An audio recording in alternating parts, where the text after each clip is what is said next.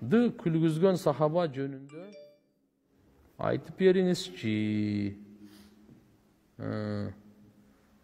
Пайгамбар саллаллаху алейхи ва саллямдын доорунда бир жолу бир сахаба Рамазан айында болчу. Күндүзү аялына жакындаса болбойт да. Ал күндүзүн аялына жакындап койгондагы пайгамбарга келип айтты. О Аллахтын элчиси, эмне болду? Өлдүм эле өлдүм деди. Неге? Ошо аялга жакындап койдум да. Пайгамбар айтты, кул азат кыл деди. Кафара, кечирилип кетет деди. Кул каяктан деди, кул жок деди. Пайгамбар айтты, анда 2 ай катар ороза карма деди. Я Расулалла, бир күнгө чыдай албай ушундай болуп калды. 2 күн катарма 2 ай кантип кармайм деди мен. Пайгамбар айтты, анда деди, ага анда деди, сен 60 кембагалдын курсагын тойгоз деди да. Я Расулалла деди, мен өзүм кембагалмын, каяктан тойгозом деди. Пайгамбарыбыз айтты, мен анан кирди, бир аз курма алып чыкты. Мынаны бечараларга садака бер деди эле, алды дагы. Я Расулалла, ушул өрөндө менен өткөн бечара жок деди да. Анда өзүң же деди. Худху вастагфир роббак деди. Анда ал дагы өзүң же дагы Аллага истигфар кыл деди. Бар деди. Алымдар айтышат, Аллаху акбар. Мына үммөттүн фазилетин караңыз. Кылмышты кылган өзү. Акысын жеген дагы өзү. Алла, бундай үммөт барбы? Жок да мындай. Карай. Буну башка жеш керек эле да. Ушу өзү деме кылып атат да. Я Алла, я Алла.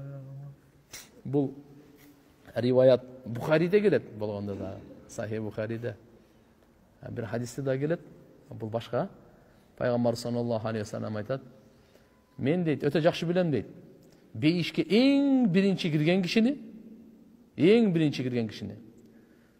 Жана өтө жакшы билем дейт. Дозоктон эң акыркы чыккан кишини да билем дейт да. Бейишке эң биринчи кире турганды да билем дейт. Экинчиси экен? Дозоктон эң акыркы чыкканды да жакшы билем дейт. Ошо эң акыркы чыккан тууралуу айтып берди да. Кыямат күнү бир киши алып келеткен берген эле деди. Ошо дозоктон эң акыркы чыга турган киши да ошо. Анып келип чоң күнөөлөрүн чекеге коюп коет экен дагы. Кичинекей күнөөлөрдүн баардыгын мойнуна алдырта баштайт экен. Мынаны кылгансыңбы? Ал баардыгын мойнуна алат да. Чекеден кичинекей күнөөлөрдүн мойнуна алып атат, эми коркуп атат бул. Бул чоң күнөөлөргө кезек качан келет? Кичинекей күнөөлөрдүн баардыгын мойнуна алды. Алладан коркуп атат, чоң күнөөлөрдү эми буну баштайт деди.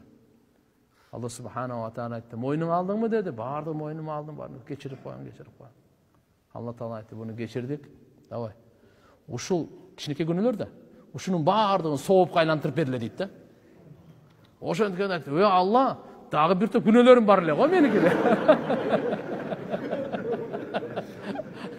Чоң күнөөлөр. Кичинекей күнөөлөрү соопко айлантырылгандан кийин, аятта күнөө соопко айлантырылып атат да. Ага чейин коркуп отурган. Алла, менде дагы чоң күнөөлөр бар эле го, каякта калды деди.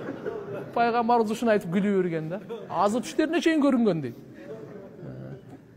Пайгамбар саллаллаху алейхи ва саллям машалла. Көбүнчө ушундай күлүп, жылмайып жүрөт. Өтө көп жылмайт, анда көп каткырып немеси жок эле. Ошондой эми азыр.